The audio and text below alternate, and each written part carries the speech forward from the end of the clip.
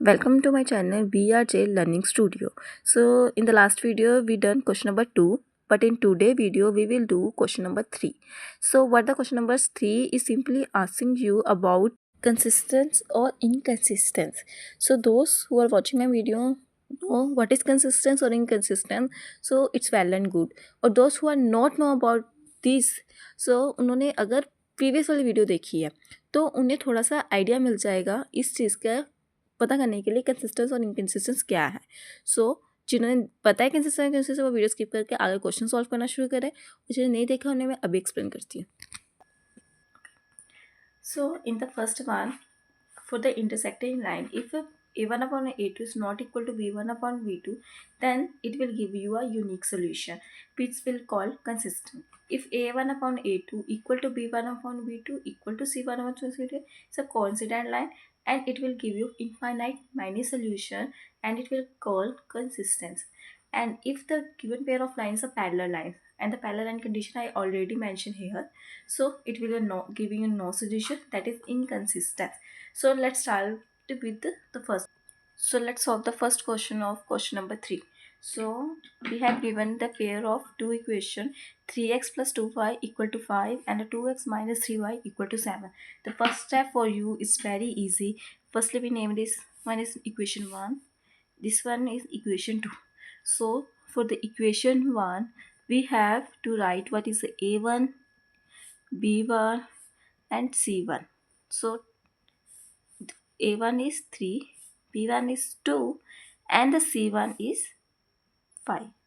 Mostly बच्चे c1 को 5 ही लिखेंगे, जो कि हमारा गलत होगा। ये पूरी ही चीज़ हमारे लिए गलत होगी। अगर आपने पहले वॉच किया हो या पहले देखी हो वीडियो, तो आपको पता होगा कि उस टाइम पर हमें इक्वेशन क्या दी, कैसे दी हुई थी। जो ये वाली चीज़ थी वो यहाँ पर थी, राइट। तो अगर आप लोग पेपर में इस तरीके से डायरेक्ट सॉल्व कर लेंगे तो आपको कोई मार्क्स नहीं मिलेगी, इट इज़ रॉन्ग। ओके, मैंने इसको इसलिए शो करके दिखाया है क्योंकि आप लोग पेपर में मोस्टली बच्चे ऐसा ही करते हैं, जिसकी वजह से उनके मार्क्स कट हो जाते हैं, क्योंकि बाकी के स्टेप्स आसान ही होते हैं, लेकिन इस एक गलती की वजह से वो अपने अगर 2 मार्क्स का आ रहा है तो 2 मार्क्स -2 हो जाते हैं +2 होने की बजाय। सो फर्स्टली हमने क्या करना है इक्वेशन 1 में 3x + 2y 5 को इधर लेके जाना है तो -5 हो जाएगा। ओके, अब आपको शायद पता लग गया होगा कि हमारी क्या गलती करनी थी हमने, जो हमें नहीं करनी। तो मैं इसको कट कर रही हूँ अच्छे से और आपको एक्सप्लेन करवाया है। ओके गाइस, सो इसका ध्यान रखना। अब देखना इस एक चीज़ की वजह से कैसे साइन चेंज हो जाते हैं। a1 is equal to 3, b1 equal to c and c1 is equal to -5. So this are the value of equation 1. Okay, so in equation 2 जो हमें दिया 2x - 3y इक्वल टू 7, उसमें हमें ये 7 को इधर लेकर जाना है। x - 3y -7 equal to 0. Okay, ये हो जाएगा। सो इसके लिए हमें क्या करना है, a2 कितना है हमारा 2, b2 कितना है -3 एंड c2 हमारा कितना है -7. सो हमारी दोनों की वैल्यू मिल गई हमें। तो हमने a1 अपॉन a2 करना है, b1 upon b2, c1 upon c2. Okay, so what was the value of a1 3, a2 2, b1 2, b2 -3, c1 -5, c2 -7. ये माइनस कट हो जाएंगे। अब आपको देखने से पता लग रहा है कि कोई भी मतलब ये दोनों बराबर तो नहीं है। इफ़ a1 a2 के बराबर नहीं है तो ये क्या कौन सी कंडीशन सेटिस्फाई कर रही है कि हमारी इंटरसेक्टिंग लाइन है। पहली बात,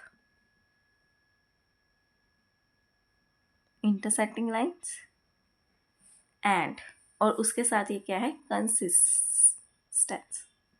okay, so it's very easy. Okay guys, the second question of exercise 3.2, question number 3 part 2.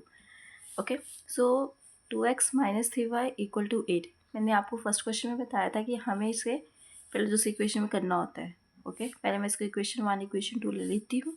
So in equation 1 जो हमें दी है 2x minus 3y equal to 8, उसमें हमने 8 को पहले इधर शिफ्ट करना है.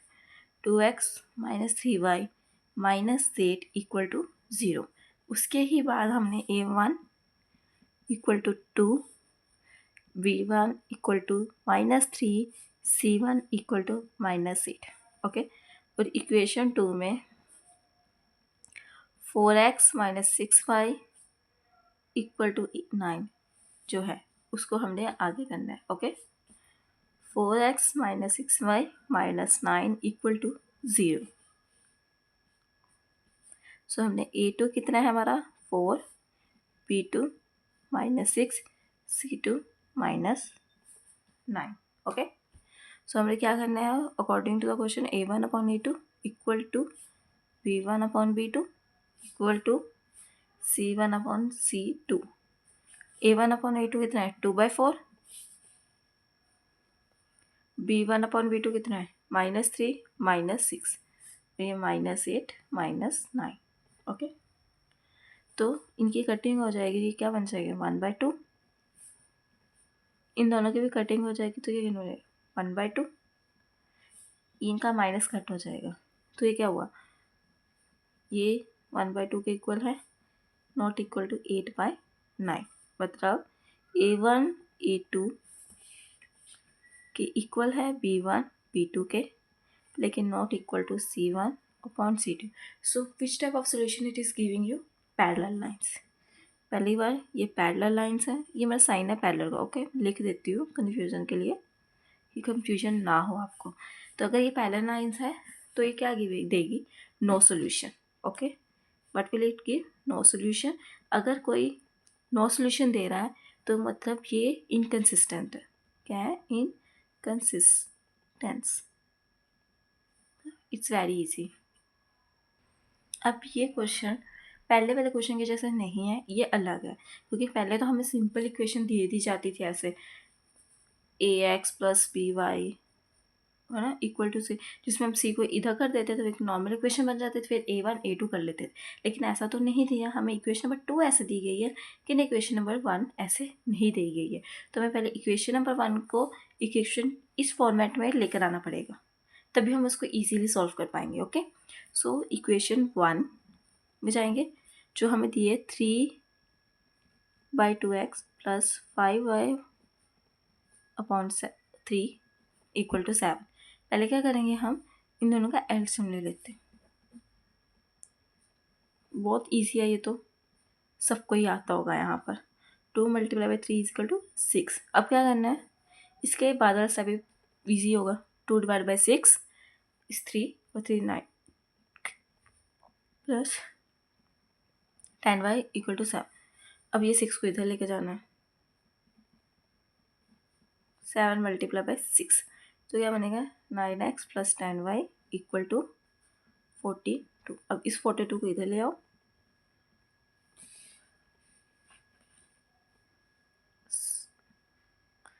10y equal to -42 equal to 0. ये हमारी बनेगी इक्वेशन नॉर्मल इस फॉर्मेट वाली, जो मैंने आपको पहले ही बताया था कि हमें इस इक्वेशन को ऐसे फॉर्मेट में करना है, जो कि हमारी बन चुकी है. अब हमें सिंपली a1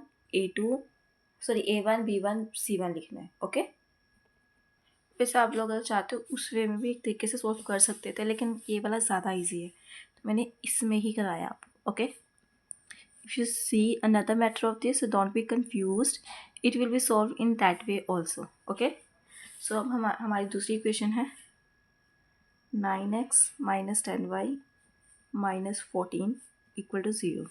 ये मैंने -14 पहले ही यहाँ पर ला कर दिखा दी इक्वेशन 2 का. ओके, सो कन्फ्यूज़ मत होना कि ये तो इधर था इस चीज़ के लिए. ओके, सो हमारा a2 कितना है 9, b2 -10, c2 -14. सो हमारा आगे का स्टेप इजी है. a1 upon a2 9 9, b1 upon b2 equal to 10y minus 10, c1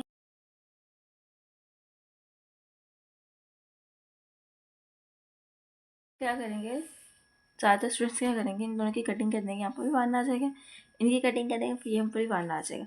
अगर इनकी वैसे कटिंग करो ना करो, इक्वल तो इन्होंने आना नहीं है, तो मैं फिर भी कर देती हूँ। यहाँ पर 1 आ जाएगा, यहाँ 6 आ जाएगा। ओके, सो 2 आएगा यहाँ पर, सॉरी नॉट बी कन्फ्यूज्ड, 3 आएगा यहाँ पर। ओके,